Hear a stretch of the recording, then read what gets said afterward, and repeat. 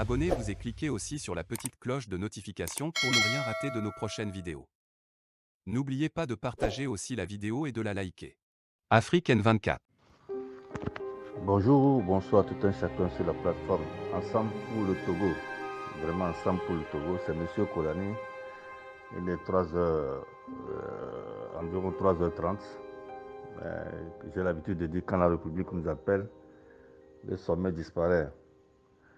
Oui, j'ai voulu passer par notre plateforme, cette plateforme-là, les administrations comme me le permettent, pour m'adresser au ministre des Affaires étrangères du Togo, nommé Robert Doucet.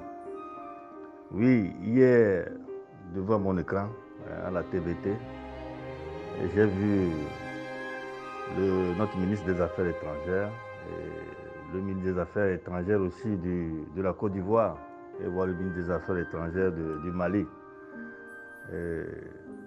J'ai écouté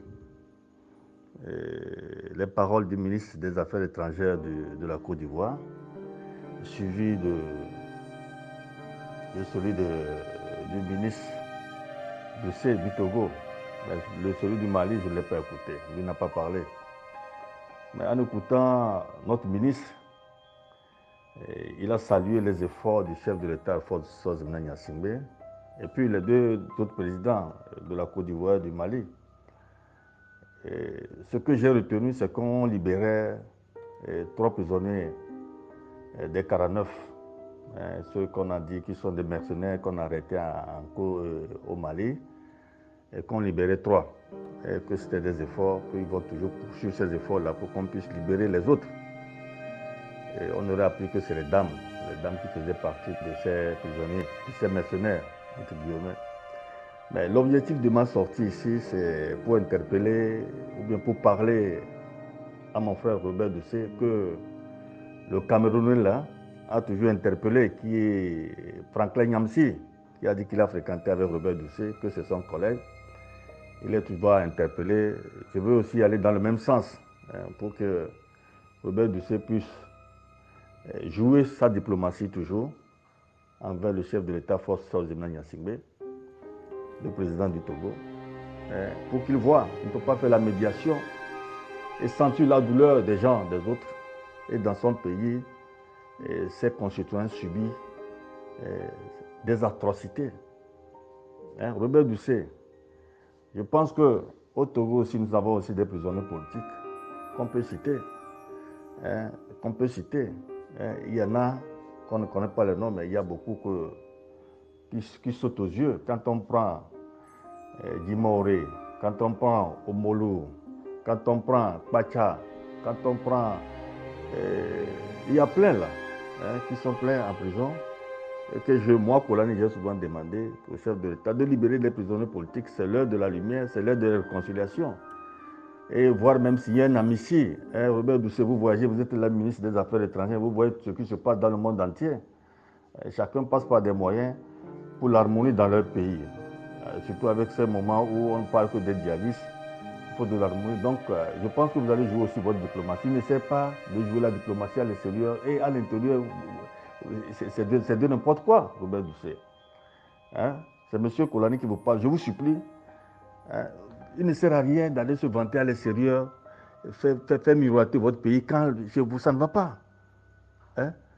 Nous tous, ceux qu'on a libérés au Mali, leurs parents seront contents qu'on les ait libérés. Faites ça ici aussi. Je ne sais pas ce que ça coûte.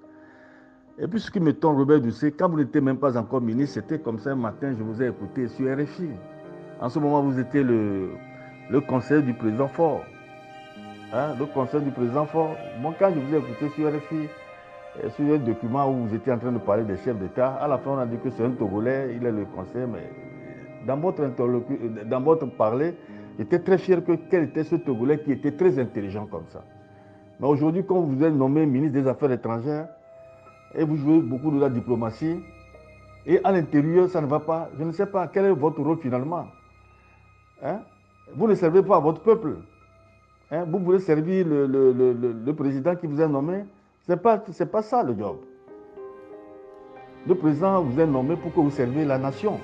Est-ce que réellement, M. Doucet, ce matin, M. Kolani, vous servez la nation? en âme et conscience avec votre niveau là, d'intellectualisme et de savoir-faire. Est-ce que c'est bien?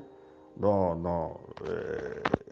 Je ne vais pas m'attarder sur ça, en comptant sur vous que vous allez m'écouter. Surtout Dieu va vous parvenir et que vous pesez dans la balance. Bien sûr que chaque fois j'interpelle, je dis souvent que je suis en train de voir dans quelle mesure, ou bien je suis en train de prendre des mesures pour pouvoir rencontrer le chef de l'État, de visu pour pouvoir discuter avec lui. Mais si ça tarde ou bien nous n'avons pas encore trouvé ces moyens, ces créneaux pour le voir, c'est facile pour vous de le dire ça, que M. Kolani vous a interpellé pour qu'il libère les prisonniers politiques s'il y a un amnistie, pour qu'on puisse s'asseoir, discuter de notre nation d'abord. Discuter de notre nation, c'est très important, je sais. C'est très important, je vous en prie. Ce n'est pas bien. En écoutant la TVT, tout le monde, là, tous les Togolais seront contents, eux, que vous êtes en train de faire pour que le Mali marche, vous êtes en train de faire pour que la Côte d'Ivoire, le Mali s'entendent. Mais et chez nous ici, là, et chez nous, qu'est-ce que nous on a fait? Qu'est-ce qu'on a fait? Qu'est-ce que ce peuple a fait? Vous n'avez pas pitié vous n'avez pas pitié de ce peuple? Mettez votre diplomatie, votre savoir-faire pour libérer aussi les prisonniers politiques togolais. S'il y a un amnistie pour que ceux qui sont à l'extérieur aussi puissent rentrer. Vous ne pouvez pas être payé par l'argent du contribuable togolais. Mais tout ce qui s'est passé devant la TVT là, c'est l'argent du contribuable togolais que vous avez utilisé.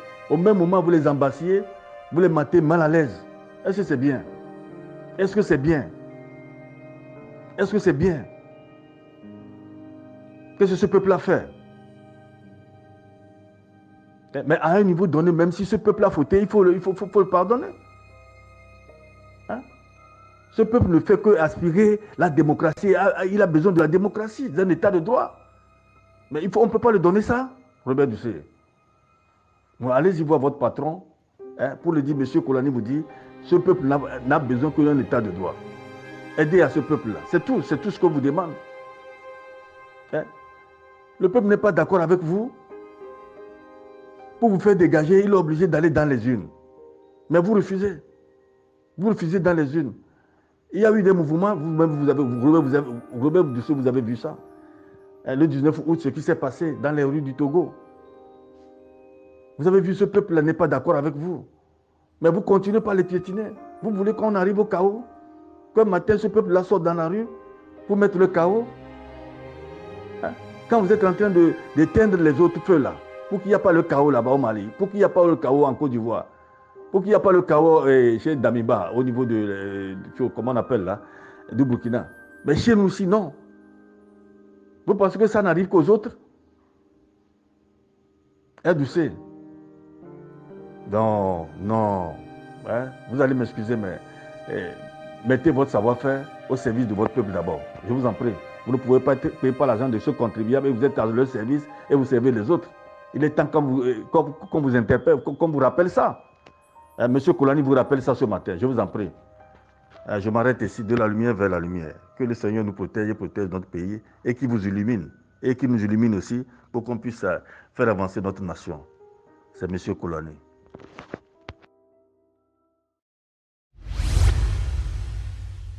Likez la vidéo si ce n'est pas déjà fait. Laissez aussi votre point de vue en commentaire.